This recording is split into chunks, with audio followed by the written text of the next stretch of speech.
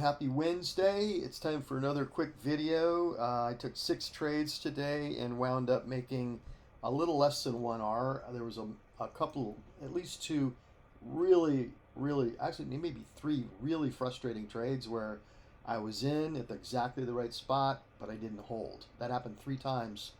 And yeah, that was really unfortunate because I really lost out on a lot of R's. I could have made probably 1R on every one of those trades that I got out early. So yeah, wasn't too fun. But anyway, it was a green day, so that's good. So I'll just go through these really quick with you. So the first one, first thing I saw when I turned on the machine was it was a 4-hour chart. This is a 15-minute chart. This is a 1-minute chart. On the 4-hour, actually this is the daily right here.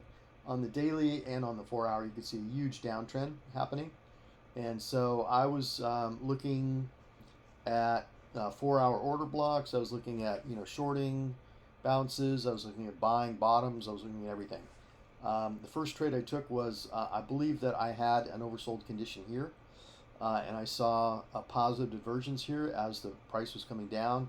RSI was going up, and so there was news around 8:30 or so, and that brought volume in. You can see right here a big volume spike. So I kind of waited for that news for a couple minutes to digest and noticed that I had what I like to call RSI nesting. And that's where the RSI indicator bounces off the RSI EMA indicator. So combined with the volume, the positive divergence, and the nesting, I went ahead and got long here on this one. I rode it up to the 8 and sold it up here. It was just about in and out in a minute and made half an hour because it wasn't going any further. So that was the first trade. Then the next trade was, okay, the next thing that happened was I was looking at the daily on this gold, and it had come down, or was almost down to this area here where there had been a bounce, and there was a lot of like levels here where you either had a wick or a candle body, like 4 times right here. So I figured this level right here at 1888 was going to be like 1888. Let's see, 1889.25 to 1889.50 was going to be a really wild area when it got down in there, because that's where all these candle bodies were even with each other. So I figured that was going to be a really wild area, but I didn't think clearly enough about it. I knew something was going to happen here. I thought it was just going to be a straight up bounce, but the market really doesn't work that way. So in retrospect, there was an awesome trade there. I just didn't see it, and it was actually plain as day if you were looking for it. But what I did do is I did see it start to bounce right off that level. I'm like, okay, there's my bounce. But the problem was there was no divergence. It was a downtrending RSI on this, so it couldn't really go very far, I don't think. So I bought it right here, and it immediately rolled over on me, and I didn't wait for a full stop out. I took a half an hour stop on it. So I was stopped out immediately for half an hour, and I'm like, okay, well, you got that wrong.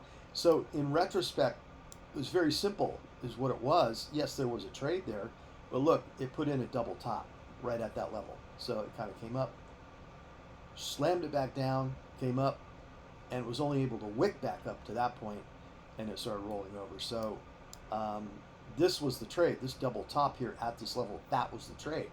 And if I would have taken that trade, like get in like right around here, stop above these two tops, it was a beautiful push down. And so that was too bad. Got stopped out on that one, and then I was break even. So the next trade I didn't actually put it on here, is that now I'm getting my positive divergence, right? Here it is, 1, 2, 3 swing lows, 1, 2, 3 swing highs on the divergence going up. So I did get in here, but then I started doubting myself. I'm like, yeah, I hate picking bottoms because it usually doesn't work. And, this is a really, really, really strong downtrending day. So I just got right back out, and I got out flat. And it's too bad because, man, that was a really nice push. It pushed all the way up to the 20. It was a huge push up, and I wasn't there for it. And I didn't trust myself. But that's okay, because these kinds of trades typically are pretty low percentage I mean, I took one over here and it worked, but in general, I'm trying to get away from doing these. I'm trying to get into, selling resistance on jumping on existing trends. So that's what I did right here. I was like, okay, it wicked off to 20. I want this. So I got in right here, shorted it, and watched it come down. And then I saw this little doji right here, and I'm like, yeah, you better cover. So I covered that one, and I made my 0.5R again. So I can't keep going back and forth, but I made 0.5R on this one. Okay, and then at that point I switched over to the US 30 because I was noticing there was a potential trade there at the open. What I did on this one was at the New York Open at 9:30, it was a strong push down, and then it back tested the 200 with this wick right here, and that's where I got in. I got in on the next candle right here, and there's a little bit of FOMO trading. This is typically the type of trade I usually do, and so because I was FOMOing in, I didn't trust myself, and the first time that it kind of put in this bounce right here on this wick, I got into profit.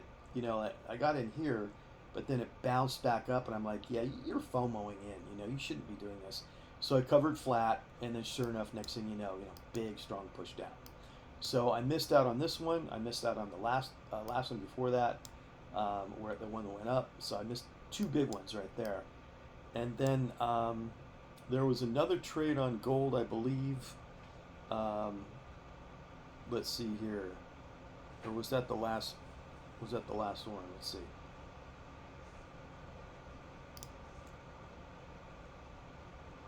Yeah, I showed you that short, and I think that was my last short on gold. Yeah, okay, it's still going down.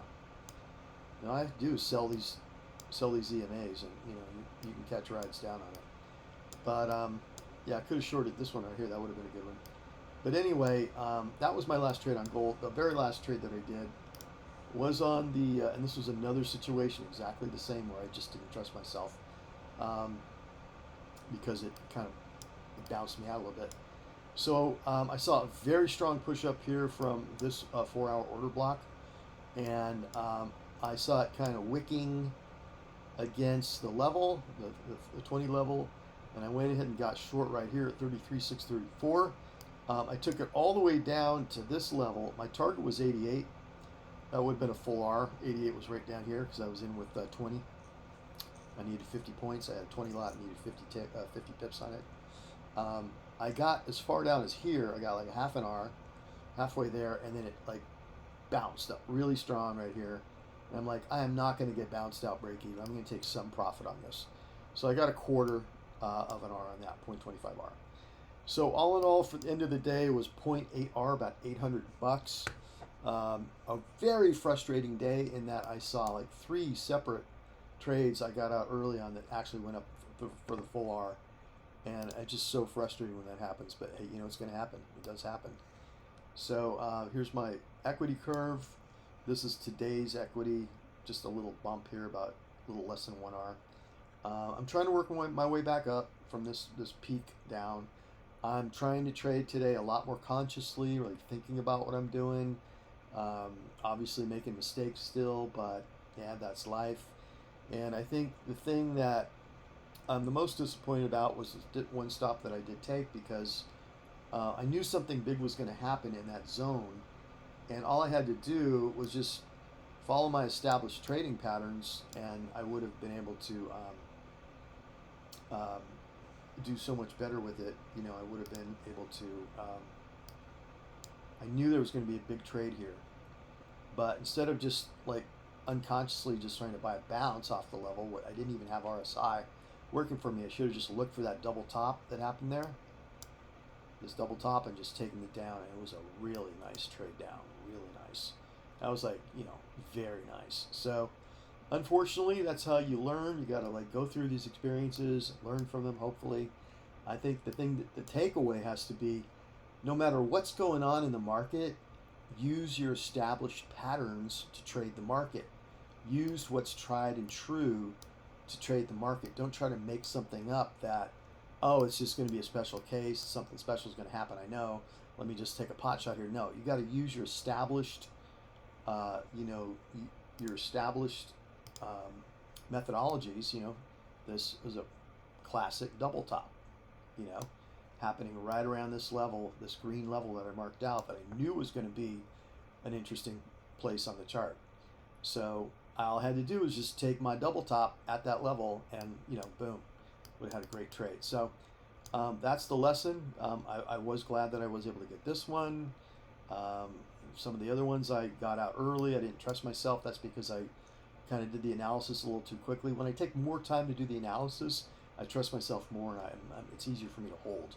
But today was a lot of frustration. But at least I'm green. That's a good thing. Okay, so that's it.